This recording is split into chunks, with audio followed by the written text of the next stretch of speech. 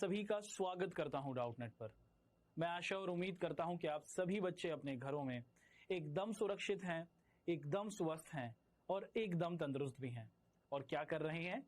और आप सभी बच्चे हमारी आज की इस इंटरेस्टिंग, इंपॉर्टेंट, ज्ञानवर्धक और सुपर फैंटास्टिक क्लास का इंतजार कर रहे हैं। हम किन के साथ बात कर रहे हैं? हम बात कर रहे हैं अपनी कक्षा 9th के प्यारे बच्चों के साथ। हमारा सब्जेक्ट है सामाजिक अध्ययन और इस सामाजिक अध्ययन विषय में आप और मैं स्टार्ट करेंगे एक बहुत ही इंपॉर्टेंट चैप्टर। आपके एग्जाम के परिप्रेक्ष्य में, आपकी परीक्षा के संदर्भ में ये चैप्टर बहुत ज्यादा महत्वपूर्णता रखता है। हमारे इस चैप्टर का नाम है लोकतांत्रिक अधिकार। जानेंगे कि अधिकार का मतलब क्या होता है, जानेंगे कि लोकतंत्र के अंदर अधिकार किन्हें दिए जाते हैं, क्या भारत के अंदर भारत के नागरिकों के पास कुछ अधिकार हैं, अगर हैं तो वो अधिकार कौन से हैं, उन अधिकारों का प्रयोग कैसे किया जाता है, अगर कोई आपसे आपके अधिकार छीन ले तो फिर आप कहां जाकर अपने अधिकारों की रक्षा की मांग कर सकते हैं। हम लोग अपनी आज की क्लास में इन्हीं बातों को समझने वाले हैं। इस चैप्टर के संदर्भ में आज आपका और हमारा लेक्चर नंबर 1 होगा और इस लेक्चर नंबर 1 में हम लोग मुख्य तौर पर देखेंगे कि अधिकार का क्या अर्थ होता है। अंग्रेजी में अधिकार को क्या कहा जाता है? राइट्स कहा जाता है। ठीक है जी, तो हम लोग जानेंगे कि अंग्रेजी का राइट है ना और हिंदी का अधिकार आखिर किस भावार्थ का नाम है। सबसे पहले ये डिस्कस करेंगे कि आज की क्लास में आप और हम क्या पढ़ेंगे और उसी के बाद फिर हम लोग अपनी आज की क्लास को शुरू कर देंगे। इस चैप्टर के संदर्भ में आज हमारी ये पहली क्लास है, तो आप सभी बच्चों से रिक्वेस्ट है, विनती है, अनुरोध है कि आप सभी बच्चे पूरे फोकस के साथ, पूरे ध्यान के साथ क्लास को शुरू से लेकर आखिर तक देखें। अपने समक्ष कोई भी कंफ्यूजन ना होने दें। कॉपी किताब साथ लेके बैठें। जो भी इंपॉर्टेंट बातें आपको बताई जाएं, आप सभी बच्चे उनको नोट डाउन करते रहें। अब पूरे फोकस के साथ हम लोग अपनी क्लास को शुरू करेंगे। सबसे पहले ये डिस्कस करेंगे कि आज की क्लास में आप और हम क्या पढ़ेंगे। अगर बात की जाए हमारी आज की क्लास में हम लोग अध्ययन करने वाले हैं, यानी कि पढ़ने वाले हैं क्या? लोकतांत्रिक अधिकार के बारे में। लोकतांत्रिक अधिकार से क्या तात्पर्य है? लोकतांत्रिक अधिकार से तात्पर्य है कि अधिकार मतलब क्या होता है। सबसे पहले तो हम लोग यही समझेंगे अपनी आज की क्लास में, अधिकार क्या है, अधिकार किन्हें दिया जाता है ना, इनको भी देखेंगे। और उसी के साथ साथ क्या लोकतांत्रिक देशों में ही जहां पर जनता का राज होता है, क्या वहीं पर आपको क्या दिखता है बच्चों? अधिकार दिखते हैं, ये हम लोग जानेंगे। और फिर लोकतंत्र में, यानी कि वो देश जहां पर क्या होता है बच्चों, लोगों का राज होता है, वहां पर अधिकारों की जरूरत पड़ती ही क्यों है, अधिकार क्या है ये जानेंगे। और फिर ये जानेंगे कि इनकी आवश्यकता ही क्यों है, क्यों जरूरत पड़ती है अधिकारों की, क्या अधिकारों के बिना हमारा जीवन नहीं चल सकता, इसको जानेंगे। आप जानते हैं लोकतंत्र का मतलब क्या होता है? लोक का मतलब होता है बच्चों लोग, है ना। और तंत्र का मतलब क्या होता है बच्चों? तंत्र का मतलब होता है शासन, अर्थात लोगों का शासन। यानी कि भारत जैसे देश, आपका क्या है अमेरिका, ब्रिटेन, उसी के साथ साथ ऑस्ट्रेलिया, कनाडा, जहां पर डेमोक्रेसी है, इन डेमोक्रेटिक कंट्रीज में, इन लोकतांत्रिक देशों में आखिर अधिकारों की आवश्यकता क्यों है ये देखेंगे।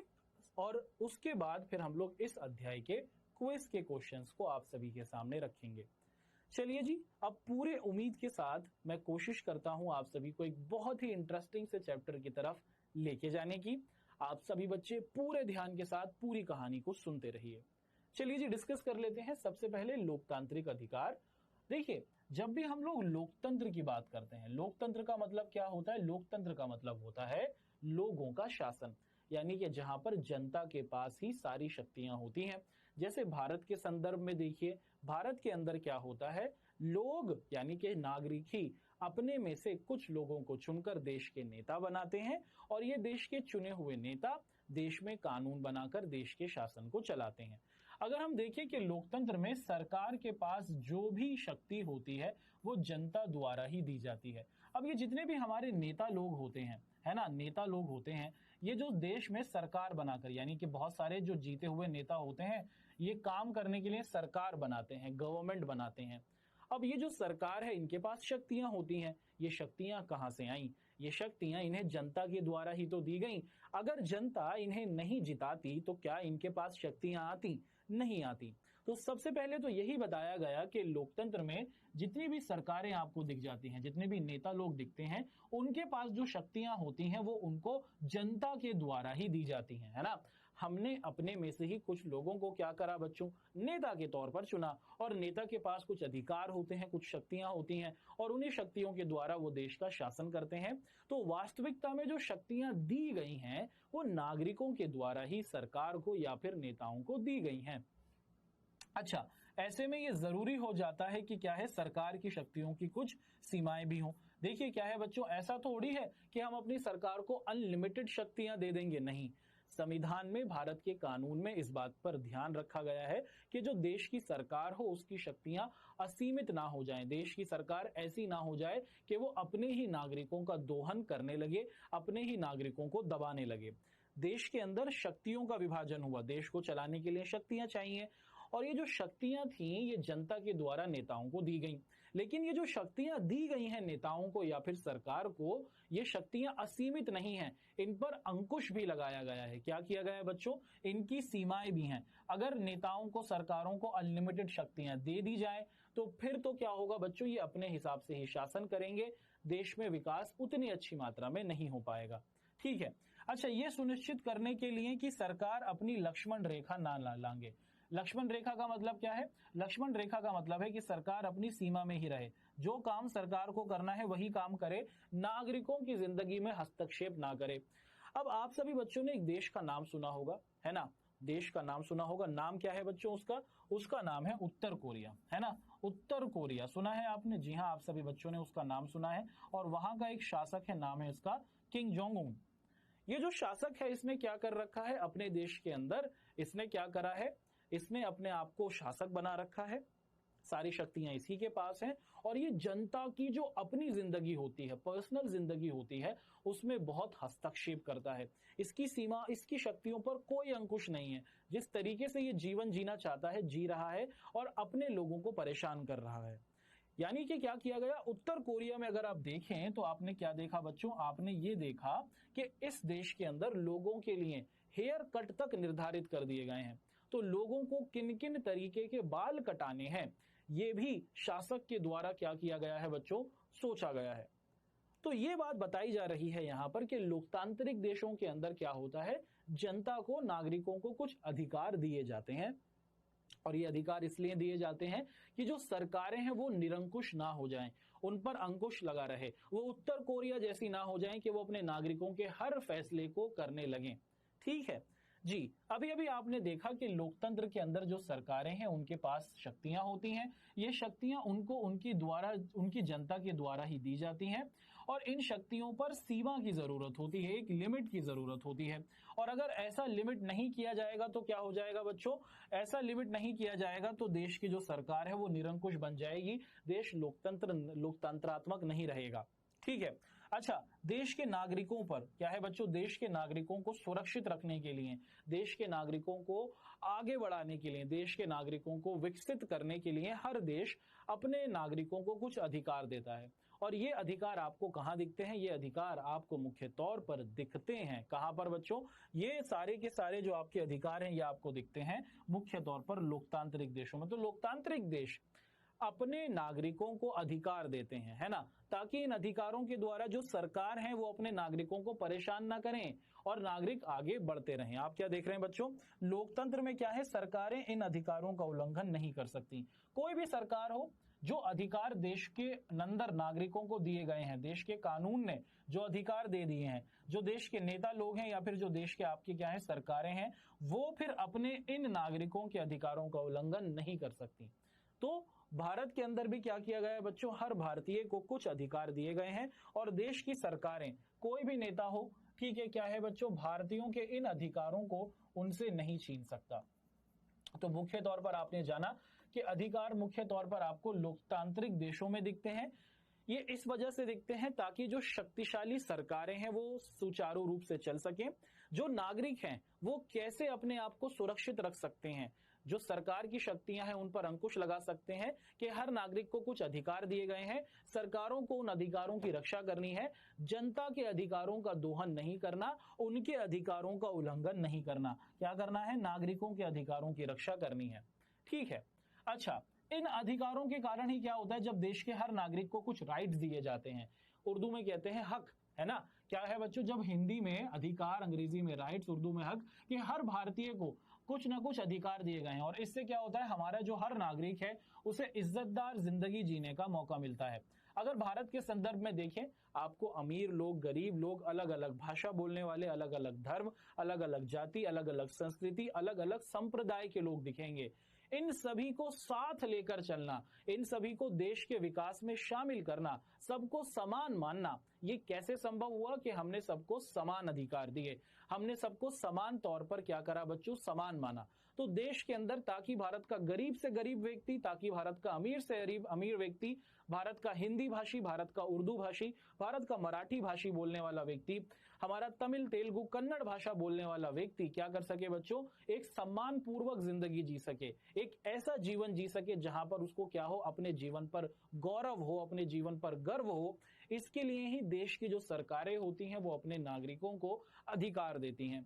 आप दुनिया के किसी भी लोकतांत्रिक देश को देखेंगे, आप अमेरिका को देखेंगे, वहां के नागरिकों के पास अधिकार हैं, उनके देश ने दिए हैं। आप ऑस्ट्रेलिया को देखेंगे, वहां के देश ने अपने नागरिकों को अधिकार दिए हैं। आप कनाडा को देखेंगे, वहां के देश ने अपने नागरिकों को अधिकार दिए हैं। तो दुनिया का हर लोकतांत्रिक देश अपने नागरिकों को अधिकार देता है। जितने भी गैर लोकतांत्रिक देश हैं वहां पर आपको अधिकार नहीं मिलते हैं, वहां के नागरिकों को आपको अधिकारों की उपस्थिति नहीं मिलती है। तो ये हमारे लिए बहुत ही गौरव की बात है कि हम भारत जैसे देश में हैं जहां पर हमें अधिकारों की उपस्थिति है और इन्हीं अधिकारों के कारण हम अपने आप को आगे बढ़ा सकते हैं। ठीक है। अच्छा, ये जो आपको अधिकार दिए गए हैं इसके द्वारा हर व्यक्ति का जो जीवन होता है वो सुखमय बनता है, वो अच्छा बनता है और इसी कारण क्या होता है बच्चों? हर व्यक्ति क्या कर सकता है? सुखी रह सकता है और बाकी के नागरिक को भी क्या कर सकता है? कोई तकलीफ नहीं दे सकता। अच्छा, आपको जो अधिकार दिए गए हैं ऐसे ही अधिकार दूसरे नागरिकों को दिए गए हैं, तो आप अपने नागरिकों को, अपने अधिकारों को ऊपर रखें और दूसरों के अधिकारों को नीचे रखें, ऐसा बिल्कुल भी नहीं होगा। सबको देश के अंदर समान अधिकार दिए गए हैं। कानून की नजर में, अधिकार की नजर में सब समान हैं। आप अपने अधिकारों को प्राप्त करने के लिए दूसरों के अधिकारों का हनन नहीं कर सकते, आप दूसरों को तकलीफों में नहीं रख सकते। तो अधिकार मुख्य तौर पर लोकतांत्रिक देशों में है और इन अधिकारों के द्वारा जो इन देशों में रहने वाली जनता है, नागरिक है, उनके जीवन स्तर को अच्छा करने की कोशिश की गई है और ये भी कोशिश की गई है कि जो जनता हो क्या ना करे, एक नागरिक अपने अधिकारों की प्राप्ति के लिए दूसरे नागरिक को तकलीफ में ना डाले। इस लेसन में या फिर इस अध्याय में आप और हम भारत के संविधान यानी कि जो हमारे देश का कानून है, हमारे देश की जो कानून की पुस्तिका है, उसमें क्या क्या अधिकार दिए गए हैं। भारत के हर नागरिक को अधिकार दिए गए हैं। आपको, मुझको, आपके पिताजी, आपकी माताजी, हम सभी को क्या दिए गए हैं बच्चों? भारत के कानून ने अधिकार दिए हैं। जैसे ही आप भारत के अंदर पैदा हुए, जैसे ही आप भारत के नागरिक बन गए, आपको भारत के संविधान ने कुछ मौलिक अधिकार दिए हैं। उनको हम लोग अपनी क्लास में आज पढ़ेंगे, आने वाली क्लासेस में पढ़ेंगे और उसी के साथ साथ जानेंगे इन मौलिक अधिकारों की क्या है बच्चों जरूरत, की ये मौलिक अधिकारों की आवश्यकता हमें पढ़ी क्यों। और साथ में हम ये भी देखेंगे, क्या भी पढ़ेंगे बच्चों? हम ये भी देखेंगे कि इन मौलिक अधिकारों के साथ कौन कौन सी शर्तें जुड़ी हुई हैं। कि मौलिक अधिकार तो सबको दे दिए गए हैं लेकिन कुछ शर्तें भी हैं कि किन किन जगहों पर इन मौलिक अधिकारों पर क्या है बच्चों रोक लग सकती है। और इनको हम लोग अपनी आने वाली क्लास में इसी अध्याय के संदर्भ में जानेंगे। तो भारत के अंदर क्या है बच्चों, हर भारतीय को 6 मौलिक अधिकार उपस्थित हैं। कौन कौन से हैं, कितने हैं, किन किन को दिए गए हैं, क्या उनके नाम हैं, सभी का डिस्कशन करेंगे। लेकिन अभी तो हम लोग सबसे पहले अधिकार की ही परिभाषा को सीख लें। आपके पेपर के अंदर सवाल पूछा जाता है कि अधिकार से क्या तात्पर्य है। क्यों ना सबसे पहले अधिकार के ही अर्थ को जानें और उसके बाद फिर हम लोग अपनी क्लास को आगे बढ़ाएं। अगर हम लोग ध्यान से समझें तो अधिकार, ये जो शब्द है, क्या है बच्चों? अधिकार। इस शब्द का अर्थ क्या होता है कि लोगों द्वारा, है ना, सरकार से किए गए दावे जिन्हें समाज और कानून की सहमति प्राप्त हो। देखिए क्या है बच्चों, अधिकार एक ऐसी स्थिति है, एक ऐसा सोच है जिसमें क्या होता है, जो देश की जनता है वो अपनी देश की सरकार से क्या करती है, किए गए दावे हैं। देश की जो सरकार है वो देश के लोगों से कुछ वादे करती है, या फिर देश के लोग भी अपनी देश की सरकारों से कुछ वादे करते हैं, और ये वादे देश के अंदर क्या होते हैं, कानून की सहमति, और समाज के लोग क्या करते हैं, उनको मान्यता देते हैं। जैसे भारत के अंदर हम सभी के पास अधिकार है कि हमें स्वतंत्रता दी जाए, है ना। आपको और मुझको क्या है, स्वतंत्रता का अधिकार दिया गया है। क्या दिया गया है? Right to freedom. आप जहां जाना चाहें वहां जाएं, जहां बसना चाहें वहां बसें, जिस तरीके का खाना खाना चाहें खाएं, जिस तरीके के कपड़े पहनना चाहें पहने, है ना। आपको कोई रोकेगा नहीं, आपको कोई टोकेगा नहीं। तो क्या है बच्चों, क्या समाज ने इस बात को स्वीकार किया? हाँ, समाज ने इस बात को कहा कि स्वतंत्रता सबको मिलनी चाहिए, चाहे अमीर हो, चाहे गरीब हो, चाहे निम्न जाति का हो, चाहे उच्च जाति का हो, चाहे हिंदू हो, चाहे मुस्लिम हो, चाहे जैन हो, चाहे तेलुगु भाषी हो या फिर कन्नड़ा भाषी, सबको स्वतंत्रता मिलनी चाहिए। तो सीधे सरल शब्दों में आपने जाना कि अधिकार क्या है। अधिकार जो देश के नागरिक हैं, है ना, और जो सरकार है, उनके बीच किए गए दावे हैं। दावे का मतलब क्या है? एक प्रकार का वादा है। और इस वादे को क्या किया जाता है बच्चों? इस वादे को समाज ने स्वीकृति दी गई है। जैसे समाज में कहा गया कि सबको स्वतंत्रता दी जाए, इसीलिए क्या किया गया, भारत के अंदर सबको स्वतंत्रता का अधिकार दिया गया।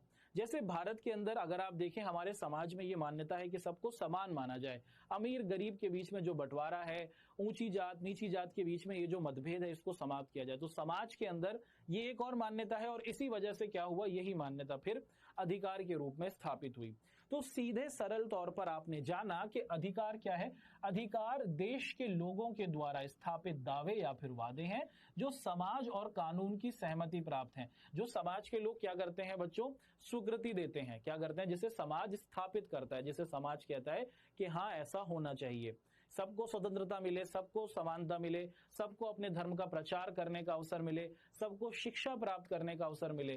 तो वो चीजें जो समाज कहता है कि हाँ होनी चाहिए देश के अंदर, वही चीजें देश के लोग देश की सरकारों के साथ मिलकर अधिकारों के रूप में स्थापित करते हैं, है ना। उन्हें ही हम लोग क्या कहते हैं बच्चों? उन्हें ही हम लोग अधिकार कहते हैं। अब इसका मतलब क्या है बच्चों? इसका मतलब यह है कि किसी व्यक्ति का बेहिसाब दावा उसका अधिकार नहीं हो सकता। अगर कोई व्यक्ति क्या कहने लगे, अगर कोई व्यक्ति ताजमहल के बाहर खड़ा हो जाए और कहे कि भाई मैं दावा करता हूं कि ये ताजमहल मेरा है, उसका ये दावा बेहिसाब है, बेतुक है ना, इसका कोई फैक्ट ही नहीं है। आपको पता है कि क्या है बच्चों, आप हर दावे को, आप हर चीज को ये नहीं कह सकते कि ये मेरा अधिकार है। नहीं, आपका जो अधिकार है वो साबित वाला होना चाहिए। आपको साबित करना होगा कि ये आपका अधिकार किसी दूसरे के हक को, किसी दूसरे के अधिकार को खत्म नहीं कर रहा।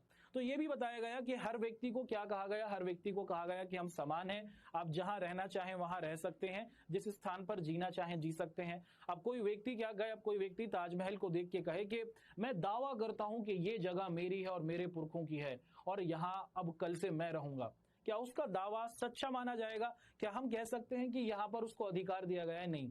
क्या समाज इस बात को मानेगा? नहीं, समाज इस बात को नहीं मानेगा, क्योंकि हमको पता है कि यहां पर भारत के मुगल राजा रहते थे, ये उस व्यक्ति की जमीन नहीं है ना। तो आपने क्या देखा, ये समझ में आया कि आप किसी भी व्यक्ति के किसी भी दावे को अधिकार नहीं बना सकते। अधिकार तो वो है जिसे समाज ने स्वीकृति दी हो, यानी कि सबको आजादी मिले, सबको समानता मिले, सबको धर्म का अवसर मिले, अपने धर्म का प्रचार करने का, सबको शिक्षा का अवसर मिले, उसी को क्या कहा गया, उसी को अधिकार की संज्ञा दी गई है। ठीक है, अधिकारों का अर्थ है एक समाज से दूसरे समाज में। ठीक है बच्चों, अधिकारों का मतलब अगर हम समझना चाहें, एक और परिभाषा आपके सामने रखी गई है कि अधिकारों का अर्थ है एक समाज से। जैसे हमारा क्या हुआ बच्चों, हिंदू समाज हुआ, हमारा मुस्लिम समाज हुआ, हमारा तेलुगु भाषी समाज हुआ, हमारा कन्नड़ा भाषी समाज हुआ। तो अधिकारों का अर्थ है कि एक समाज से दूसरे समाज में और एक काल से दूसरे काल में अलग हो जाता है। ठीक है बच्चों, अगर आप देखें कि एक आपका जो क्या है बच्चों समाज, वहां पर आपको अलग अधिकार दिख जाएंगे, और अगर आप दूसरे समाज में देखेंगे तो वहां पर आपको अलग अधिकार दिख जाएंगे। आज से आप लगभग 100 साल पहले के 6 देशों को देखेंगे तो वहां के लोगों के पास अलग अधिकार थे। वर्तमान समय के अंदर के देशों में देखेंगे तो वहां पर आपको अलग अधिकार दिख जाएंगे। तो अधिकार सीधे सरल तौर पर मौजूद वो दावे हैं जो लोगों के द्वारा स्थापित किए जाते हैं सरकारों के मध्य। और ये दावे कैसे होते हैं, ये कानून इनकी स्वीकृति देता है, ये बेहिसाब बेबुनियाद नहीं होते, समाज इनकी स्वीकृति देता है। अगर कोई व्यक्ति बेहिसाब दावों को कहे कि ये मेरा अधिकार है, तो उसको अधिकार नहीं माना जाता। और उसी के साथ आप क्या देखते हैं, अधिकार एक समाज से दूसरे समाज में परिवर्तित हो जाते हैं। परिवर्तित का मतलब अलग अलग होते हैं, और समय के साथ साथ आप क्या देखते हैं, अधिकारों में परिवर्तन दिख जाता है। 100 साल पहले जो नागरिकों को अधिकार दिए जाते थे, वर्तमान परिप्रेक्ष्य में अगर आप देखेंगे, काल पूरा बदल गया, समय पूरा बदल गया। तो उस समय अवधि में आप देखते हैं कि अधिकारों का पूर्णतः ही नया स्वरूप दिखता है। तो समय के हिसाब से, स्थान के हिसाब से क्या हो जाते हैं, अधिकारों में आपको परिवर्तन स्थापित होता हुआ दिख जाता है। अब आगे की बातचीत करेंगे कि हमें लोकतांत्रिक देशों में अधिकारों की जरूरत क्यों है। अभी तक तो आपने और मैंने अधिकार की परिभाषा को बहुत ही सीधे सरल तौर पर जाना। अधिकार वो दावे हैं, दावों का मतलब कि आपको यकीन है, जिसको समाज स्वीकृति दे, है ना, और वो कानून की नजर में सामान्य हो, कानून की नजर में मान्य हो, गलत दावे नहीं हो, उनको आप अधिकार कहेंगे। और आपके अधिकार दूसरों के अधिकारों का हनन ना करें। आप ये नहीं कहें, आप किसी के घर के बाहर खड़े होकर कि आज से ये मेरा घर हो गया, मैं दावा करता हूं, नहीं, वो दूसरे का अधिकार है। वहां पर क्या है बच्चों, वो व्यक्ति रहता आ रहा है, वो उसका अधिकार है। तो आप अपने अधिकारों की वजह से दूसरों के अधिकारों का हनन नहीं कर सकते। तो अधिकार वो चीज है जो सबके लिए है, जिसे समाज ने स्वीकृति दी हो, जो कानून की नजर में मान्य हो। अब हम लोग ये देख रहे हैं कि आपके लोकतांत्रिक देशों में, दुनिया के वो देश जहां पर लोकतंत्र स्थापित होता है, वहां पर आखिर अधिकारों की जरूरत पड़ती ही क्यों है। भारत के अंदर हम नेताओं को चुनते हैं, नेता लोग देश में कानून बनाते हैं और देश चलता है। नागरिकों को अधिकार देने की आवश्यकता क्यों पड़ी, आपको और मुझको अधिकार क्यों दिए गए। देश तो ऐसे भी चल सकता था, नेता लोग कानून बनाते रहते, हम लोग कानूनों को मानते रहते, देश चलता रहता, देश विकसित करता रहता। ऐसा नहीं है बच्चों, इसके पीछे एक बहुत बड़ी कहानी है। वो कहानी हम लोग देखेंगे कि भारत के अंदर या फिर जितने भी लोकतांत्रिक देश हैं जहां पर नेता लोग कानून बना रहे हैं, नेता लोग कानून बनाते हैं, इनके होते हुए भी नागरिकों को अधिकार क्यों दिए गए, इसको हम लोग समझते हैं। देखिए, लोकतंत्र के लिए, लोगों के राज के लिए या फिर लोकतंत्र के अस्तित्व के लिए अधिकार जरूरी होते हैं। किसी भी देश को अगर लोकतांत्रिक बने रहना है तो उस देश में जनता के पास, नागरिकों के पास अधिकार जरूरी होने चाहिए। कारण क्या है कि हर नागरिक को क्या है बच्चों, लोकतांत्रिक प्रक्रिया में भाग लेने का अधिकार प्राप्त होता है। आप और मैं चुनाव में भाग ले सकते हैं। आप और मैं अगर 18 साल के हैं तो चुनाव में भाग ले सकते हैं, वोट कर सकते हैं। ये क्या है भाई, ये अधिकार ही तो है। ये क्या है बच्चों, ये अधिकार ही तो है। अगर ये अधिकार होता ही नहीं तो लोकतंत्र ही नहीं होता। समझ में आ रहा है आपको? जी हाँ, किसी भी लोकतांत्रिक प्रक्रिया में अगर आप देखें, हर नागरिक को क्या होता है बच्चों, लोकतांत्रिक प्रक्रिया में भाग लेने का अधिकार होता है, वोट देने का अधिकार होता है। अगर अधिकार ही नहीं दिया जाएगा तो लोकतंत्र ही नहीं होगा। आगे की कहानी देखिए, हर नागरिक को लोकतांत्रिक सरकार का हिस्सा बनने का अधिकार भी होता है। आप खुद देखिए, भारत के संदर्भ में देखिए, आप और मैं क्या कर सकते हैं। अगर आप बड़े हैं 25 साल से तो आप लोकसभा के चुनाव में खड़े हो सकते हैं। अगर आप 35 साल से बड़े हैं तो आप राष्ट्रपति के चुनाव में खड़े हो सकते हैं। अगर आप 18 साल से बड़े हैं तो आप अपने देश में सरकार को चुन सकते हैं। ये सभी क्या हैं, ये सभी जो आपको मौके दिए जा रहे हैं, ये जो दावे किए जा रहे हैं, ये सभी आपके अधिकार हैं।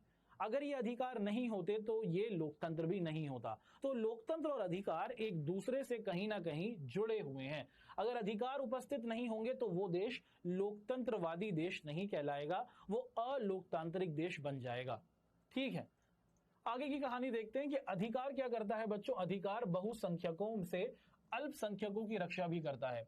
अब दुनिया के बहुत से देश देखेंगे, दुनिया के आप बहुत से देश देखेंगे। सबसे पहले इन दो शब्दों के अर्थ को आप और हम समझते हैं। एक कहा जा रहा है बहुसंख्यक। बहुसंख्यक का मतलब होता है जिनकी संख्या होती है देश में ज्यादा। अल्पसंख्यक होते हैं वो लोग जिनकी संख्या होती है देश में कम। एक देश है हमारे बराबर में ही पड़ता है ना, हमारे बराबर मतलब हमारे देश के पास पड़ता है। श्रीलंका इसका नाम है, भारत के दक्षिण के छोर पर है, छोटा सा द्वीपीय देश है। अगर आप श्रीलंका को देखते हैं तो श्रीलंका के अंदर भी क्या था बच्चों, भारत के जैसे ही वहां पर समानताएं थी। भारत को कब आजादी मिली? भारत को आजादी मिली 1947 में और श्रीलंका को आजादी मिली 1948 में। अब जब श्रीलंका को 1948 में आजादी मिली तो क्या हुआ बच्चों, श्रीलंका के अंदर क्या था, वहां पर दो बड़े भाषा भाषी समूह थे। वहां पर दो समूह थे जो देश में रहते थे। एक तो था आपका सिंगली भाषी समूह, सिंगली मतलब जो सिंगली भाषा को बोलते थे, और एक था तमिल भाषा बोलने वाला समूह। अब ये जो तमिल लोग थे, क्या है बच्चों, ये जो तमिल लोग थे ये भारत से श्रीलंका गए थे, तमिलनाडु से, और ये जो सिंगली लोग थे ये मूल रूप से वहीं रहते आ रहे थे। अब जब श्रीलंका आजाद हुआ, है ना, तो क्या हुआ, इन सिंगली लोगों की संख्या ज्यादा थी, ये 74% के करीब थे। इन सिंगली लोगों ने क्या करा, देश में अपने हिसाब से सरकार को बनाया। और सिंगली लोग क्या थे बच्चों, सिंगली लोग बहुसंख्यक थे, जिनकी संख्या देश में ज्यादा होती है उनको आप लोग बहुसंख्यक कहते हैं।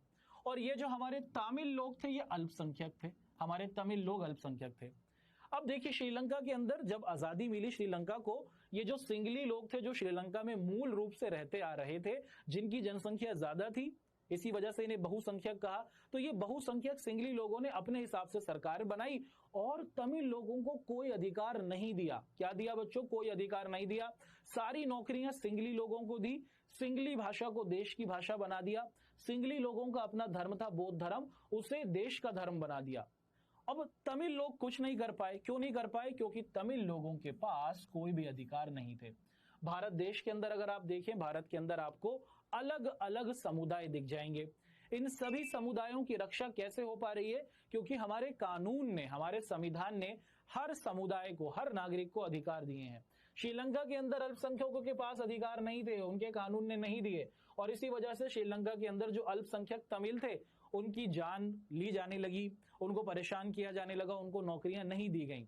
लेकिन अगर आप क्या देखते हैं बच्चों, अगर कोई एक ऐसा देश है जहां पर आपको क्या दिख जाता है, जहां पर बहुसंख्यक है ना, और बहुसंख्यक अगर कब्जा करना चाह रहे हैं शासन पर, अपने हिसाब से देश को चलाना चाह रहे हैं, तो अल्पसंख्यकों की रक्षा कैसे होगी भाई, उनकी रक्षा होगी देश के अधिकारों से, जो देश का कानून उन्हें देगा। तो अधिकार क्या करते हैं, अधिकार आपके देश के मौजूद, आपके देश में मौजूद जो आपके अल्पसंख्यक लोग हैं उनकी सुरक्षा करते हैं।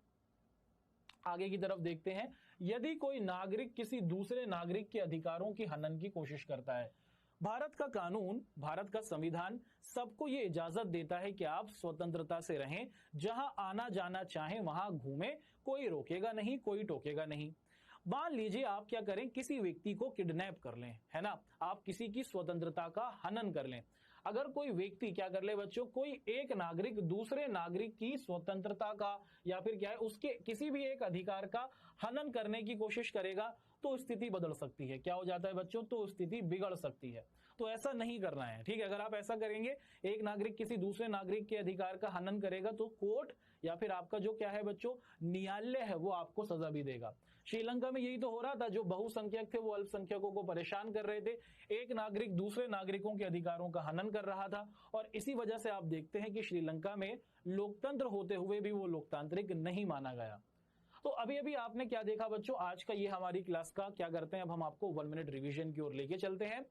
सबसे पहले हम लोगों ने क्या जाना, सबसे पहले हम लोगों ने लोकतांत्रिक अधिकार या फिर अधिकार की परिभाषा को जाना, कि अधिकार आपके आसपास मौजूद वो दावे हैं जो समाज के द्वारा क्या होते हैं बच्चों, स्वीकृति प्राप्त होते हैं, और जो क्या होते हैं देश के कानून ने सबको स्थापित किए होते हैं। यानी कि देश का कानून भी कहता है उनको कि हाँ ये बात सच है, और समाज भी उन बातों को कहता है कि हाँ ये बात सच है, वही चीज अधिकार बन जाती है। और देश के अंदर अधिकार मुख्य तौर पर लोकतांत्रिक देशों में ही आपको दिखते हैं, अलोकतांत्रिक देशों में आपको क्या नहीं दिखते हैं, अधिकार बिल्कुल भी नहीं दिखते हैं। फिर हम लोगों ने जाना कि लोकतंत्र में अधिकारों की जरूरत क्यों है। सबसे महत्वपूर्ण कारण है कि लोकतंत्र के अंदर हमें अधिकारों की आवश्यकता इस वजह से पड़ जाती है कि लोकतंत्र के अंदर क्या होता है बच्चों, सभी को साथ लेकर चलने की बात की जाती है। और लोकतंत्र क्या करता है, लोकतंत्र के अंदर अगर आपके पास बहुसंख्यक हैं जिनकी संख्या ज्यादा है, अगर वो अपने हिसाब से क्या कर रहे हैं बच्चों, काम करना चाह रहे हैं, देश में शासन करना चाह रहे हैं और अल्पसंख्यकों को दबाना चाह रहे हैं, तो ये अल्पसंख्यक कैसे बचेंगे, ये अल्पसंख्यकों को बचाते हैं उनके अधिकार, क्योंकि देश में तो सभी को समान अधिकार है। जो बहुसंख्यकों के पास अधिकार हैं वही अधिकार अल्पसंख्यक के पास हैं। तो अगर ये अल्पसंख्यकों को अधिकार नहीं दिए जाते तो उनकी सुरक्षा या उनकी रक्षा नहीं होगी। देश के नेता क्या हों बच्चों, सही तरीके से काम करें, देश की सरकार सही तरीके से काम करे। इसके लिए क्या किया गया, देश के नागरिकों को अधिकार दिए गए कि कोई भी सरकार, कोई भी नेता अपने नागरिकों के इन अधिकारों को नहीं छीन सकती, इन अधिकारों को तो उनको मानना ही होगा। एक नागरिक अगर दूसरे नागरिक के अधिकारों का हनन करेगा, हनन का मतलब क्या है? हनन का मतलब होता है समाप्त करने की कोशिश करेगा, तो उसको दंड दिया जा सकता है या फिर दिया जाएगा। तो अभी आज की क्लास में हमने अधिकार की परिभाषा और उसी के साथ साथ लोकतंत्र के अंदर अधिकारों की क्यों जरूरत है उसे जाना। चलिए जी, आप सभी को आज की क्लास के 1 मिनट रिवीजन की ओर से लेकर चलते हैं अब हम लोग क्विज की तरफ। आप सभी बच्चे हो जाइए तैयार। आपके सामने आज की क्लास का पहला प्रश्न मौजूद है। लिखा है, इनमें से कौन सी स्वतंत्रता भारतीय नागरिकों को नहीं है? आपके सामने 4 ऑप्शंस हैं, सही ऑप्शन को चूज कीजिए।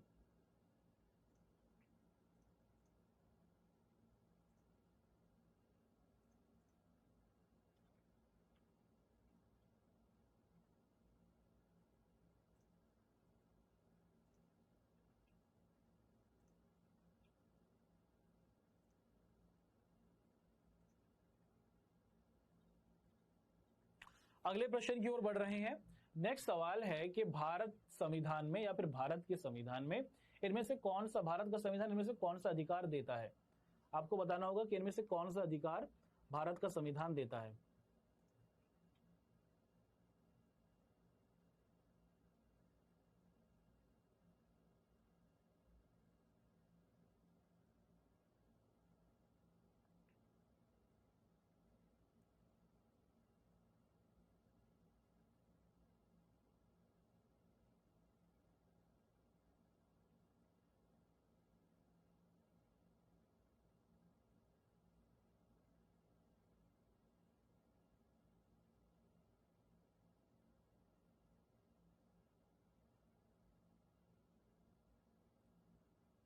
अगले प्रश्न की ओर बढ़ते हैं। अगला सवाल है कि मूल अधिकारों को, यानी कि हर किसी को मूल अधिकार मिले, सर्वप्रथम किस देश में संवैधानिक मान्यता दी गई? भारत, अमेरिका, फ्रांस या फिर ब्रिटेन? दुनिया का वो देश जहां पर सबसे पहले उस देश के नागरिकों को मौलिक अधिकार दिए गए, कौन सा देश है?